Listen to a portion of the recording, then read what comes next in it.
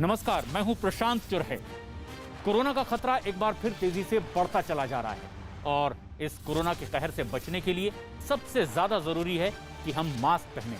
News 18 भी आपसे appeal करता है कि आप मास्क जरूर पहनें और बाकायदा न्यूज 18 ने तो इसके लिए एक मुहिम भी शुरू की है, #मास्क पहनो इंडिया। न्यूज 18 आप सभी से अपील करता है कि आप मास्क पहने, क्योंकि कोरोना से इस लड़ाई में इस वक्त ये मास्क ही सबसे बड़ा हथियार है। और एक बड़ी खबर इस वक्त आ रही है कोरोना से जुड़ी हुई। उत्तर प्रदेश के मुख्यमंत्री योगी आदित्यनाथ ने कोरोना मरीजों के मामले में एक बड़ा आदेश जारी किया है। सीएम योगी ने कोरोना मरीजों को भर्ती करने में टाल मटोल करने वाले अस्पतालों पर अब कड़ी कार्रवाई के निर्देश दे दिए हैं। सीएम ने आदेश दिया है कि जो भी अस्पताल कोरोना मरीजों को भर्ती करने में ढिलाई बरतें, उन पर नियम के मुताबिक महामारी एक्ट के तहत कार्रवाई की जाएगी।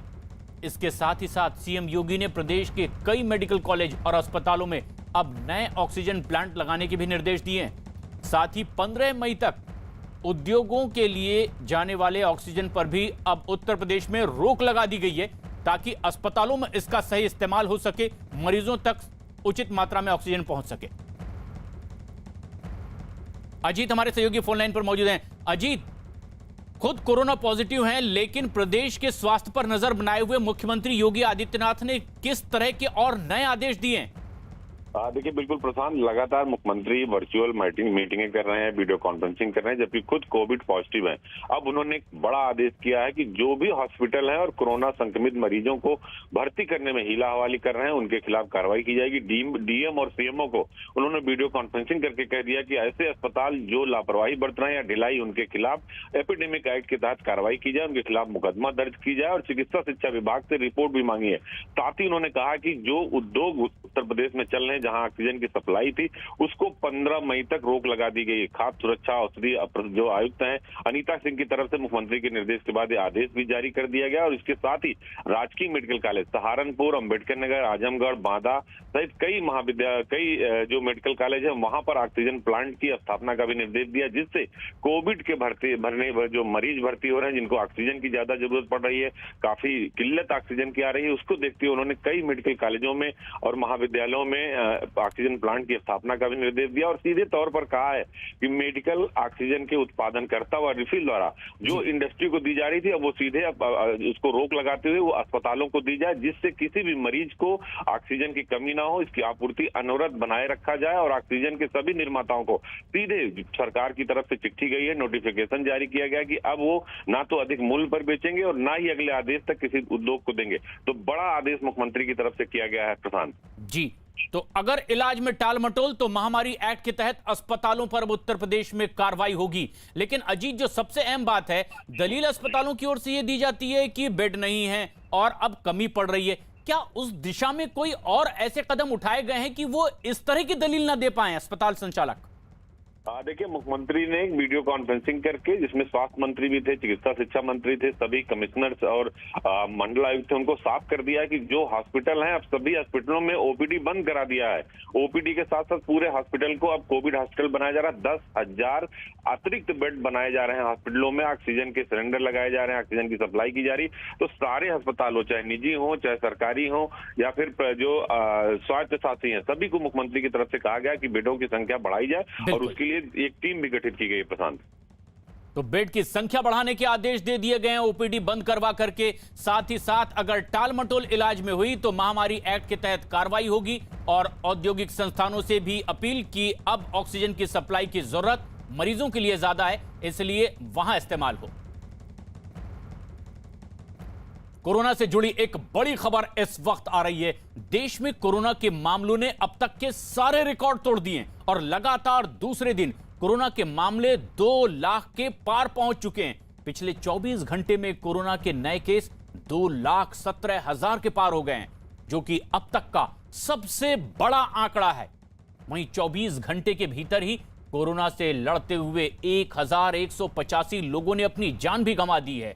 और ये सबसे तेजी से और पैर पसारता आंकड़ा, ऐसे में जबकि 2 लाख के पार लगातार दूसरे दिन 24 घंटे के भीतर कोरोना के नए मरीज। और इसीलिए अब एहतियाती कदम भी उठाए जा रहे हैं कि इसकी तेजी को रोका जा सके और जो कोरोना पॉजिटिव हैं उन्हें उपचार मिल सके। अभिषेक पांडे हमारे सहयोगी मुंबई में मौजूद हैं, आनंद तिवारी दिल्ली में मौजूद हैं, साथ ही साथ भोपाल में मनोज शर्मा भी मौजूद हैं। लेकिन अभिषेक, महाराष्ट्र एक ऐसा प्रदेश है जहां सबसे ज्यादा दिक्कत, बड़ी तादाद में कोरोना पॉजिटिव मरीज। आज किस तरह की तस्वीर दिखाई दे रही है, जबकि कोरोना कर्फ्यू का आज दूसरा दिन है महाराष्ट्र में? बिल्कुल प्रशांत, आज दूसरा दिन है, लेकिन तस्वीरें देख करके आप अंदाजा लगा सकते हैं। ये माहिम चौक का इलाका है। आप देखिए यहाँ पर जिस हिसाब से लोग निकल रहे हैं, उससे कहीं पर भी ये नजर नहीं आ रहा है कि महाराष्ट्र में कर्फ्यू लगा हुआ है और इतने संवेदनशील मुद्दे को लेकर लगा हुआ है, क्योंकि जिस तरीके से 60,000 से ज्यादा केसेस अकेले महाराष्ट्र में निकल रहे हैं, महाराष्ट्र सरकार के लिए चिंता का विषय है। हालांकि महाराष्ट्र सरकार ने तय कर लिया है कि अगर लोग 1-2 दिनों में इस तरीके से ही निकलते रहे और नहीं सुधरे तो आने वाले समय में एसेंशियल चीजों में से जो और कुछ चीजों को निकाला जा सकता है, जिससे भीड़ को कम किया जा सके। लेकिन तस्वीरें देखिए प्रशांत, यहाँ पर ये तस्वीरें देख करके आप अंदाजा लगाइए कि किस तरीके से हर व्यक्ति बाहर निकल रहा है जिसको कोई जरूरत नहीं, एसेंशियल चीजों के नाम पर निकल रहा है। पुलिस लगातार अलग अलग जगहों पर ऑपरेशंस कर रही है, बैरिकेडिंग कर रही है, लेकिन लोग सुधरने के लिए तैयार नहीं है। लोग लगातार सड़कों पर दिखाई पड़ रहे हैं प्रशांत। और ये सबसे अहम बात है कि लोग भी अपनी जिम्मेदारी समझें। लेकिन यहां दिल्ली में केंद्रीय स्वास्थ्य मंत्री हर्षवर्धन ने देश में कोरोना के लगातार बढ़ते मामलों पर चिंता जाहिर की है। हालांकि उन्होंने कोरोना के खिलाफ जंग में सरकार की तैयारियां अब पहले से और ज्यादा पुख्ता होने का भी दावा किया है। उन्होंने कोरोना के बढ़ते मामलों पर नकेल लगाने के लिए उपायों पर चर्चा की है। एम्स पहुंचे थे और एक बेहद अहम बैठक उन्होंने की है।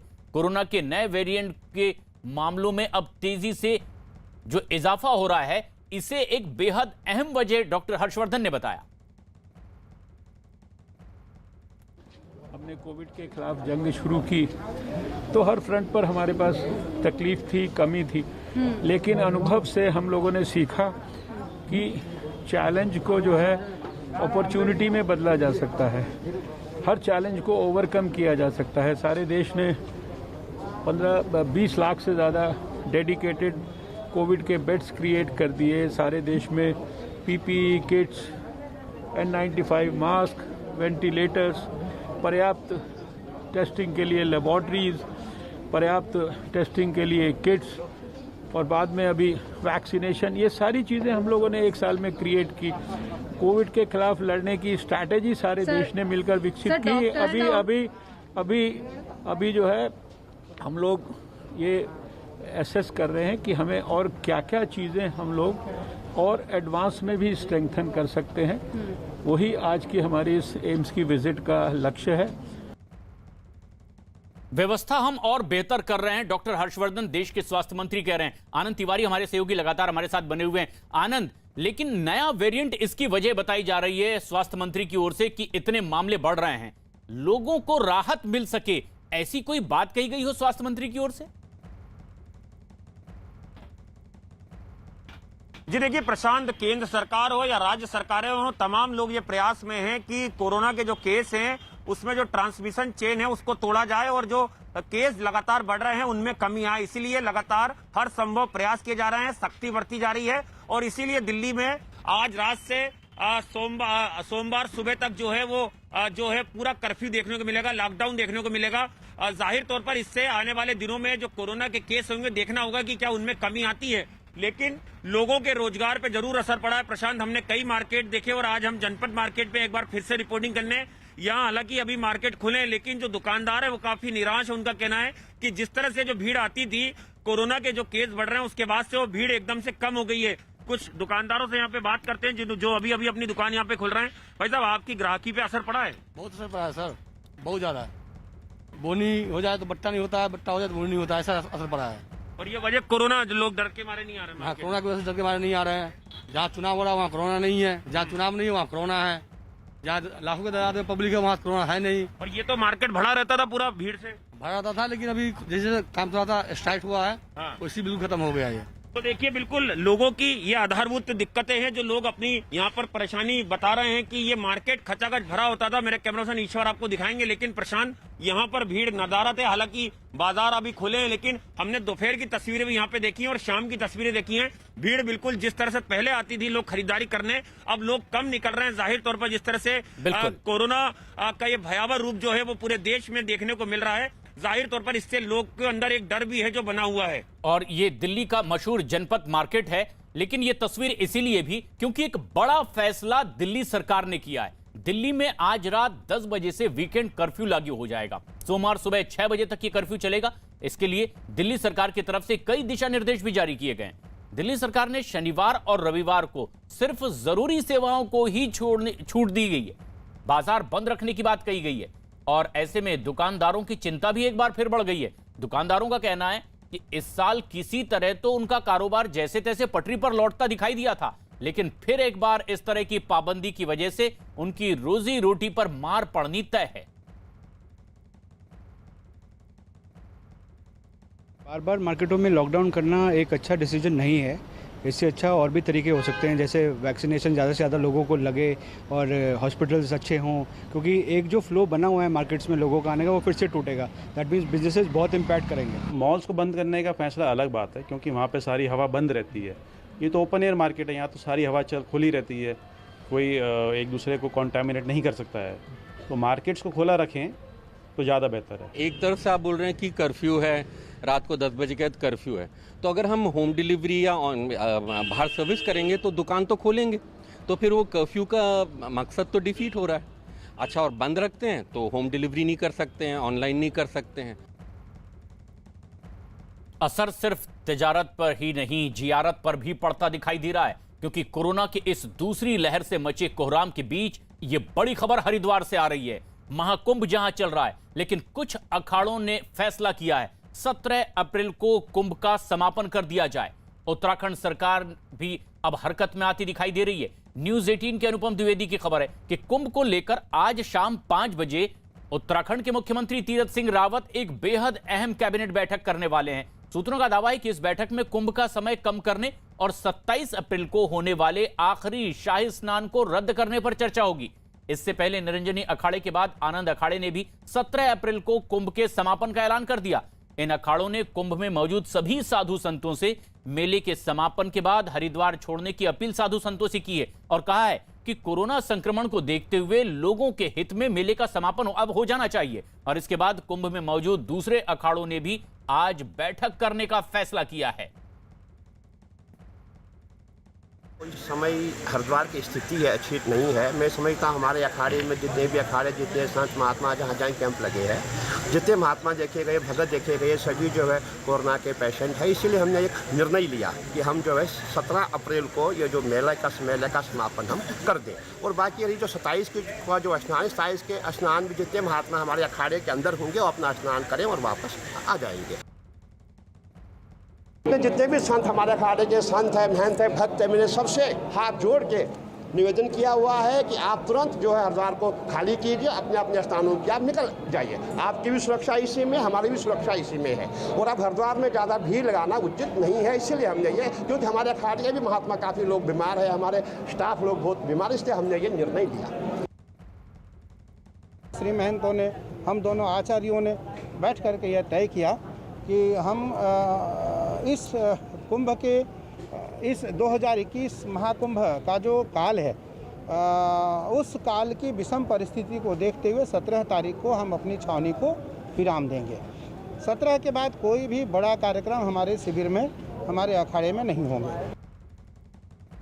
कुछ अखाड़ों ने बेहद अहम फैसला लिया है, लेकिन क्या सिर्फ ये हरिद्वार पर असर है? देश भर में क्या ताजा हालात ऐसे धार्मिक स्थलों पर है? मनोज शर्मा हमारे सहयोगी भोपाल में मौजूद हैं इस वक्त। मनोज, कल आप एक मंदिर के बाहर की तस्वीर दिखा रहे थे, वहां अपील लगातार की जा रही थी कि अब इसे बंद किया जाएगा जनहित में। क्या इस तरह की कोई और ऐसे कदम देख रहे हैं आप भोपाल में, मध्य प्रदेश में, जो सरकार की ओर से भी लिए जा रहे हो?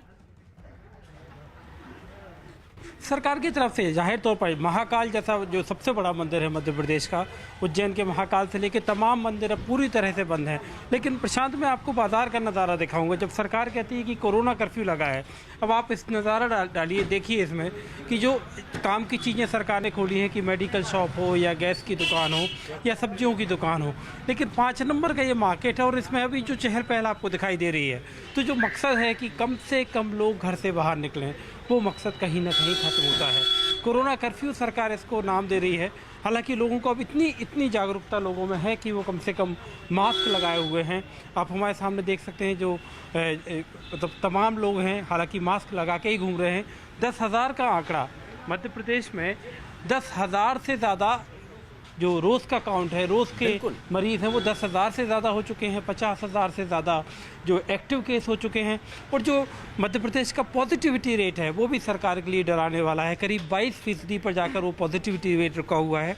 तो जाहिर तौर पर अब सरकार की तरफ से पहली चिंता ये है कि अभी करीब 20 शहर हैं मध्य प्रदेश के जहाँ पर इस तरह का कोरोना कर्फ्यू चल रहा है कि लोग कम से कम बाहर निकलें, और अगर निकलते भी हैं, निकलना बहुत ज़रूरी है, तो हमेशा जो न्यूज़ 18 इंडिया का कैंपेन है कि मास्क लगाओ इंडिया, मास्क पहनो इंडिया, मास्क पहनकर निकलें। बिल्कुल, और ये एक कलेक्टिव एफर्ट्स की भी जरूरत है। लोग अपनी जिम्मेदारियां समझे और सरकार जहां मुनासिब कदम, जरूरी कदम है, वो भी उठाएं। लेकिन असर राजस्थान में भी, क्योंकि राजस्थान में आज से वीकेंड लॉकडाउन लग रहा है। शाम 6 बजे से ये लॉकडाउन शुरू होगा, सोमवार सुबह 5 बजे तक जारी रहेगा। कर्फ्यू के दौरान दूध, फल, सब्जी समेत जो दूसरी जरूरत की चीजें हैं, इन्हें इसमें राहत होगी और बैंक कर्मचारियों को भी इससे छूट मिलेगी। राजस्थान के मुख्यमंत्री अशोक गहलोत ने वीकेंड कर्फ्यू का ऐलान करते हुए 30 अप्रैल तक नाइट कर्फ्यू भी जारी रखने की बात कही है।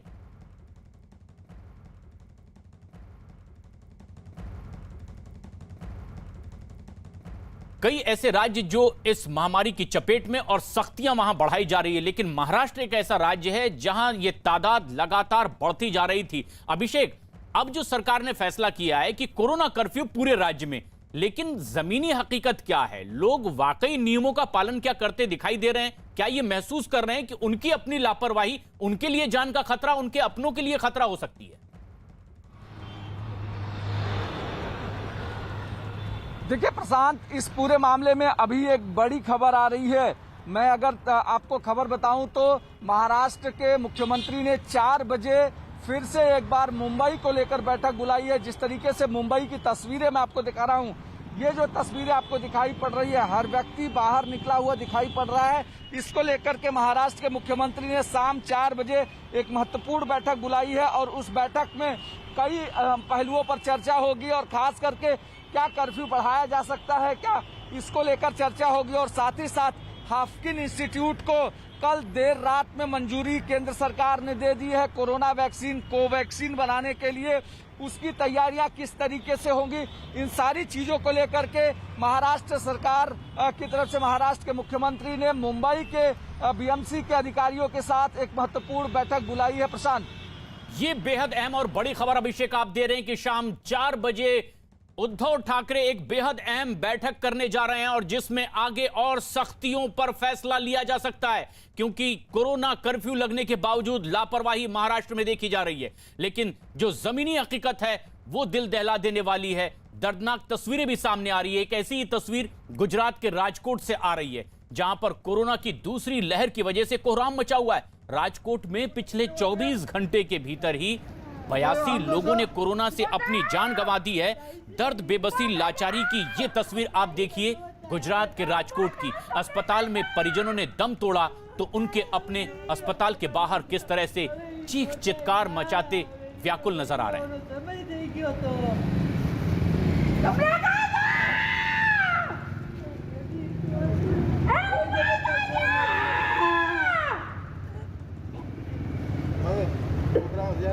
गुजरात में कोरोना के मामले लगातार बढ़ते चले जा रहे हैं, लेकिन राजकोट में तो 82 लोगों ने 24 घंटे के भीतर जान गंवा दी।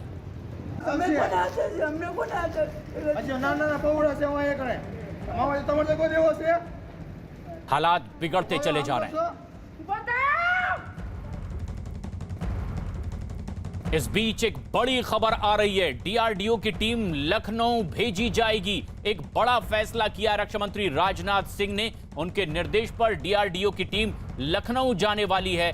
जिस तरह से उत्तर प्रदेश में कोरोना के मामले लगातार बढ़ते चले जा रहे हैं, अब डीआरडीओ की टीम खुद लखनऊ जाने वाली है और स्थिति को संभालने की कोशिश होगी। बेहद अहम फैसला किया है रक्षा मंत्री राजनाथ सिंह ने, जिनके निर्देश पर डीआरडीओ की एक टीम उत्तर प्रदेश के लिए रवाना होगी।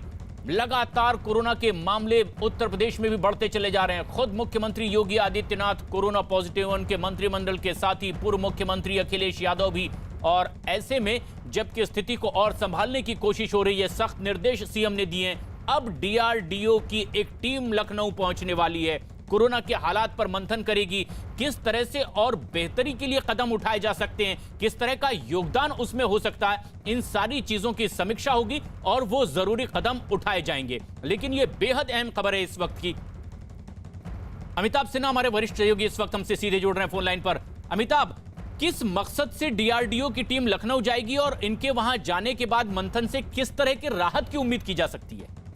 देखिए, दो चीजें, कोरोना बहुत तेजी से फैल रहा है और अस्पतालों में जगह नहीं है। कैसे इसका इलाज हो, कैसे ऑक्सीजन पहुंचे लोगों तक, दवाएं पहुंचे, इसको ऑगमेंट करने के लिए, एक फोर्स मल्टीप्लायर का काम करने के लिए राजनाथ सिंह जो रक्षा मंत्री हैं, लखनऊ से सांसद भी हैं, उनको काफी भारी चिंता है इस बात की कि वहां के लोगों को मुश्किल हो रही है पूरे उत्तर प्रदेश में। इसलिए उन्होंने निर्देश दिया है डीआरडीओ को कि पूरी टीम वहां जाकर वहां के अस्पतालों, वहां के सरकारी अस्पतालों और वहां के डॉक्टर्स के साथ बातचीत करे और कैसे सेना का सहयोग दिया जा सकता है तमाम इस कोरोना से लड़ाई में, इसको जाकर उसको ऑगमेंट करे, उनकी मदद करे। और ये टीम, उसको निर्देश दिया है राजनाथ सिंह ने कि आज वो टीम पहुंच जाएगी और मुझे लगता है कि आज शाम से ही डीआरडीओ और सेना का काम शुरू हो जाएगा वहां पर, वहां के सरकारी अस्पतालों को, वहां के डॉक्टरों को मदद देने का। Defence research and development organisation की एक टीम अब लखनऊ जाने वाली है रक्षा मंत्री के निर्देश पर, और किस तरह से मदद मिल सकती है, व्यवस्था को और बेहतर बनाया जा सकता है, उस पर मंथन होगा और वो कदम जरूरी उठाए जाएंगे।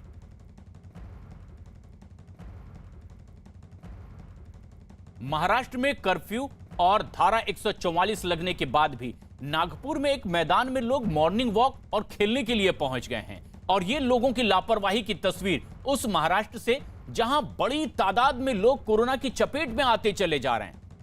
और जब इस तरह की लोगों की लापरवाही मैदान में दिखाई दी तो पुलिस की टीम वहां पर पहुंची और लोगों को हटाने की कोशिश शुरू हो गई। लोगों को चेतावनी दी गई, हिदायत दी गई कि उन पर सख्त कार्रवाई भी हो सकती है। लेकिन ये वो लोग हैं जो जानते हैं कि पूरे महाराष्ट्र में कोरोना कर्फ्यू लगा हुआ है, उसके बावजूद मैदान में टहलने निकले हुए हैं, खेलने के लिए निकले हुए हैं, जबकि तमाम पाबंदियां लगाई जा रही है। और इस तरह की लापरवाही को देखते हुए ही आज खुद महाराष्ट्र के मुख्यमंत्री उद्धव ठाकरे ने शाम 4 बजे एक अहम बैठक बुलाई है कि जो लापरवाही कर रहे हैं उन पर कितनी सख्ती और बढ़ाई जा सकती है। और माना जा रहा है कि शाम 4 बजे की उस बैठक में कोई बड़े फैसले मुख्यमंत्री उद्धव ठाकरे ले सकते हैं। नागपुर की यह तस्वीर लोगों की लापरवाही को उजागर करती। अभिषेक हमारे सहयोगी हमसे सीधे जुड़े हुए हैं। अभिषेक, नागपुर की जो तस्वीर हमारे दर्शक देख रहे हैं, लापरवाही लोग खुद बरत रहे हैं जब उन्हें पता है कि कोरोना कर्फ्यू है और यहां हिदायत दी गई है।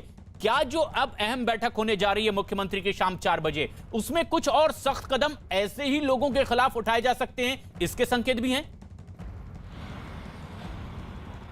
बिल्कुल प्रशांत, जिस तरीके से कल से तस्वीरें सामने आ रही हैं मीडिया के जरिए, सोशल मीडिया के माध्यम से अलग अलग जगहों की तस्वीरें महाराष्ट्र के मुख्यमंत्री कार्यालय को पहुंच रही थी और उसको लेकर के देर शाम स्वास्थ्य मंत्री हो या मुख्यमंत्री हो काफी नाराज थे कि लगातार जो मदद देनी चाहिए थी वो मदद की कोशिश भी की गई, लेकिन बावजूद इसके कोरोना की चेन तोड़ने के लिए पब्लिक से रिस्पांस नहीं मिल पा रहा है। उन्होंने पुलिस डिपार्टमेंट को भी कल देर शाम ये कह दिया है कि ज्यादा सख्ती बरतने की तैयारी रखें और आज शाम को जो 4 बजे महत्वपूर्ण बैठक होने जा रही है उस बैठक में कहीं न कहीं अब बीएमसी को भी कहा जाएगा कि वो सड़कों पर दिखे और लोगों के खिलाफ पुलिस के साथ मिलकर एक्शन करे, क्योंकि जिस तरीके की चीजें सामने आ रही हैं, जैसे नागपुर में दिख रहा है, बीच में दूसरी अलग अलग जिलों से भी तस्वीरें आई, मुंबई के जो हालात हैं उसको लेकर के हो सकता है कि आने वाले 1-2 दिनों में एसेंशियल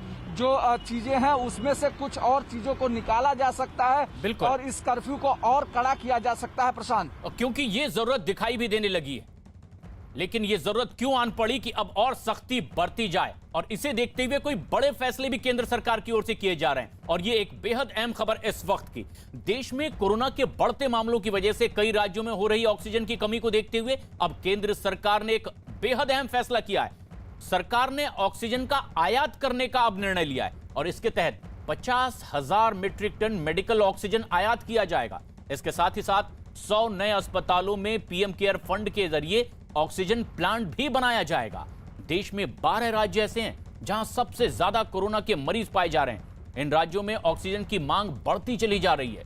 ये राज्य महाराष्ट्र, मध्य प्रदेश, गुजरात, उत्तर प्रदेश, दिल्ली, छत्तीसगढ़, कर्नाटक, केरल, तमिलनाडु, पंजाब, हरियाणा और राजस्थान है। यहां पर अब सख्त कदम उठाने की गुंजाइश, और भारत सरकार ने महाराष्ट्र सरकार की संस्था हॉपकिंस इंस्टीट्यूट को भी अब भारत बायोटेक की कोवैक्सीन प्रोडक्शन की इजाजत दे दी है। महाराष्ट्र सरकार ने इसके लिए केंद्र सरकार से इजाजत मांगी थी और केंद्र की ओर से यह इजाजत अब महाराष्ट्र सरकार को मिल गई है। भारत बायोटेक की वो वैक्सीन जो हैदराबाद में ही सिर्फ बन रही थी, अब वो महाराष्ट्र में भी बन सकेगी। इसकी इजाजत उद्धव ठाकरे सरकार ने मांगी थी। आनंद हमारे सहयोगी इस वक्त हमसे सीधे जुड़े हुए हैं। आनंद, पत्र लिखा था उद्धव ठाकरे ने प्रधानमंत्री नरेंद्र मोदी को, कई अपील की थी, निवेदन किए थे। इस बात के अलावा किस तरह की और रियायत केंद्र की ओर से सहूलियत, सहयोग मिल सकता है?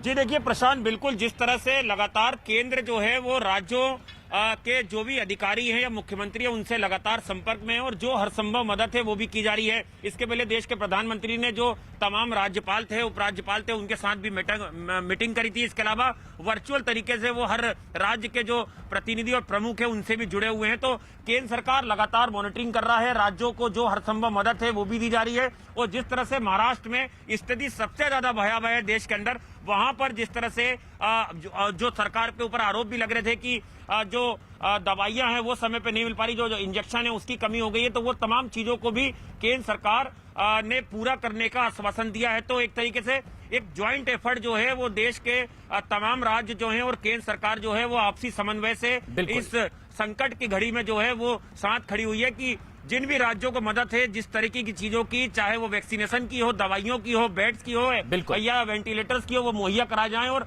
हर्षवर्धन ने भी, जो केंद्रीय स्वास्थ्य मंत्री, उन्होंने भी एम्स में ये बोला कि हम हर संभव मदद कर रहे हैं लोगों की, कि लोगों को ज्यादा से ज्यादा बेड उपलब्ध हो। दिल्ली के मुख्यमंत्री ने भी कल ये कहा था कि जिन लोगों को बेड की जरूरत है उन्हें बेड जरूर दिल्ली के अंदर मिलेंगे। ये सख्त कदम अब उठाने ही पड़ेंगे क्योंकि अब ये महामारी लगातार और पैर पसारती चली जा रही है। सर्दी की इस सदी की सबसे बड़ी महामारी के दौर में अब देश को हैरान और परेशान करने वाली तस्वीरें भी लगातार सामने आती चली जा रही है। दिल्ली में रेलवे स्टेशन पर लोग बगैर मास्क के घूमते हैं, तो बिहार में कोचिंग सेंटर खोलने की जिद पर अड़े लोग प्रदर्शन करने लगे हैं। आंध्र प्रदेश में हजारों लोग बगैर मास्क के ही एक जगह इकट्ठे होकर के उत्सव मनाते दिखाई देते हैं। तो वहीं मध्य प्रदेश में सिर्फ फीस वसूलने के लिए बच्चों की जान खतरे में डालकर उन्हें स्कूल बुलाया जा रहा है। हम सबको यह समझना होगा कि कोरोना का खतरा आपसे उतना ही दूर है जितना आप भीड़ से दूर हैं, क्योंकि वायरस आपसे नहीं फैल रहा है बल्कि लोगों की लापरवाही कोरोना फैलाती चली जा रही है।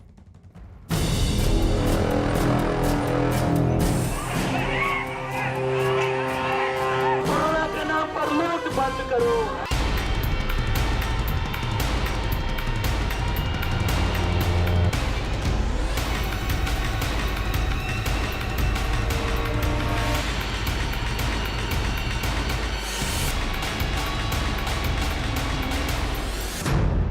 कोरोना काल में खतरनाक जश्न, दिल्ली में बिना मास्क वाली भीड़,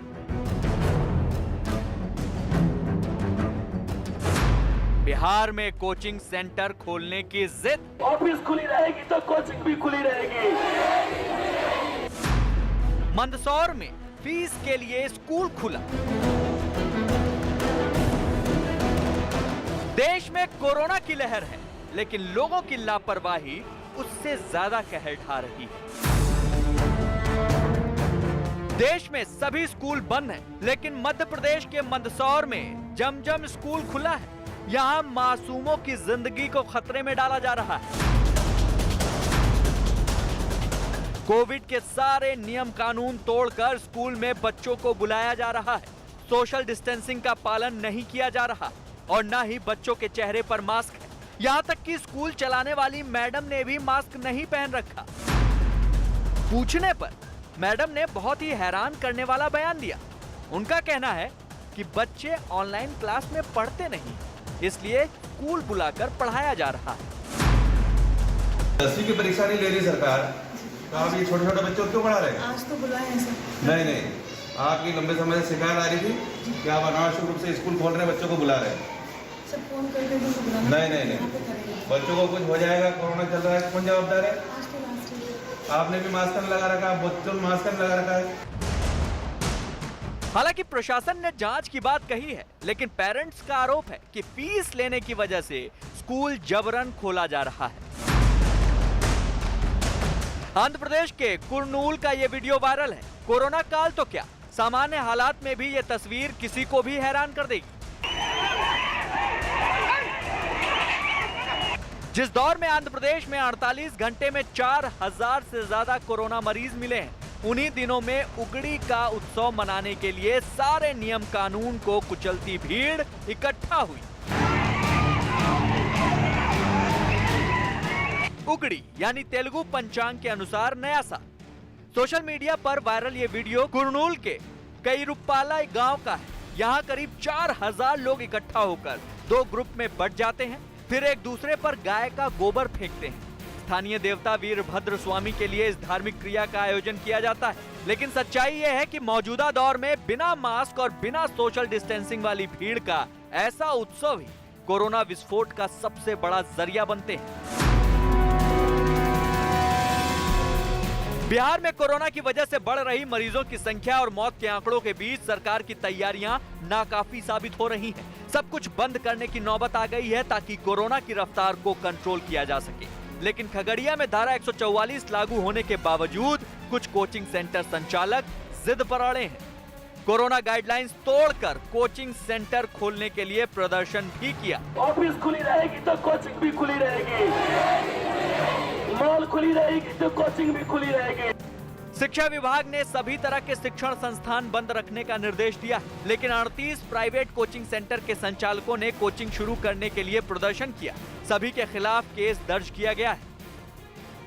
सारी चीजें हो रही है तो मैं भी कोचिंग खोलूंगा और सरकार को जो करना है कर ले। अब अभी FIR हुआ है, आज हम 144 धारा का उल्लंघन किए हैं, फिर एक FIR होगा, कल फिर हम रोड जाम करेंगे, फिर FIR होगा। मैं रोज करता रहूंगा। दिल्ली में कोरोना की रफ्तार कंट्रोल में कैसे आएगी जब लोग कोरोना नियमों का पालन ही नहीं करेंगे। आनंद विहार रेलवे स्टेशन पर कुली, स्टॉल चलाने वाले वेंडर, ऑटो ड्राइवर या रेल यात्री, ज्यादातर लोग बिना मास्क के घूम रहे हैं।